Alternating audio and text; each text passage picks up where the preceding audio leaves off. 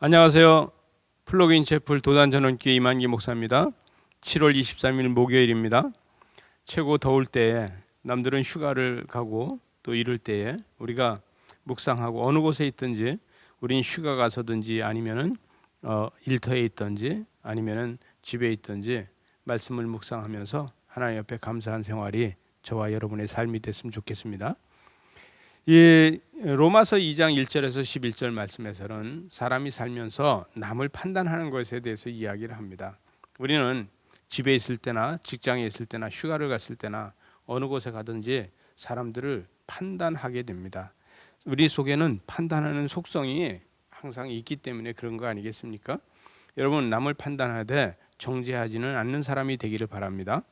사람을 나와 다르면 판단을 하게 되는데 판단하는 것으로다가 그 사람을 정죄하는 것은 나쁜 것이라는 것이죠.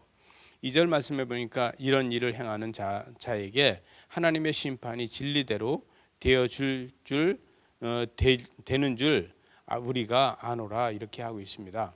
하나님께서는 우리에게 부정한 것과 긍정한 것을 두 가지를 다 같이 놓아 있는데 우리는 진리로 어디까지나 우리는 부정을 이기고 긍정으로 다 가야지만 하나님의 구원의 심판에 우리는 참여할 수 있는 사람이 되는 것입니다.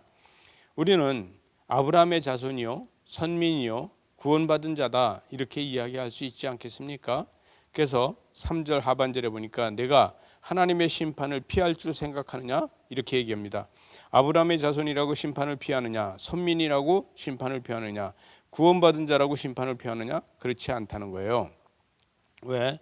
4절 말씀에 가서 보니까 4절 하반절에 그의 인자하심이 용납하심과 길이 참으심을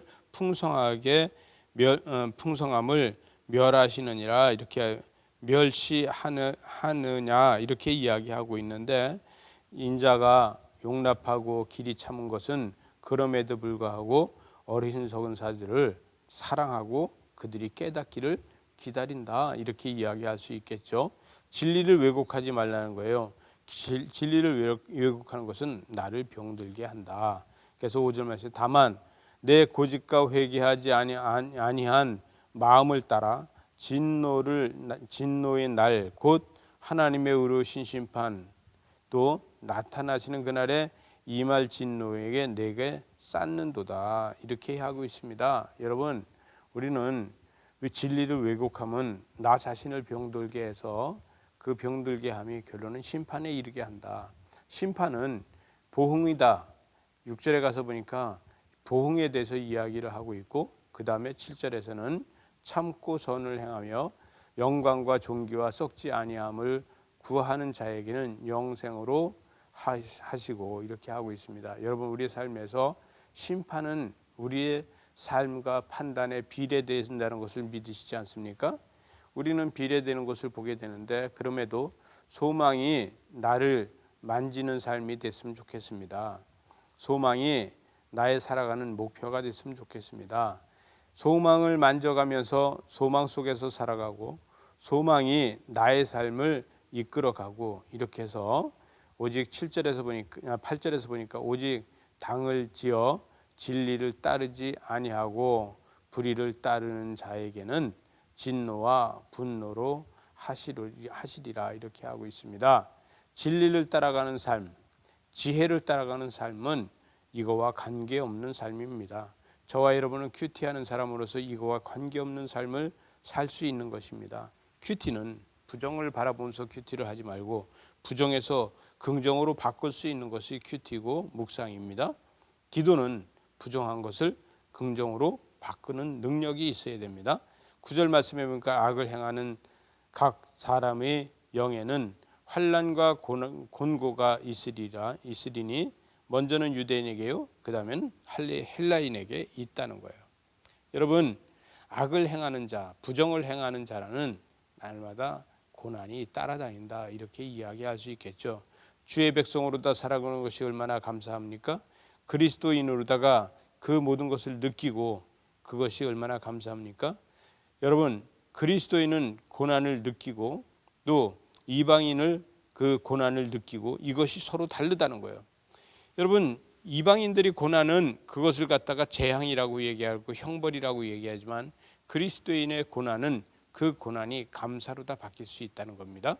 그래서 10절에서 보니까 10절에서 뭐라고 얘기합니까? 선을 행하는 각 사람에게는 영광과 존귀와 평강이 있으리니 먼저는 유대인에게요, 그 다음에는 헬라인에게다. 영광과 존귀와 평강이 그들에게 있다는 것이에요. 마지막 절에 가보니까 사람은 외모로 사람을 취하지 아니한다.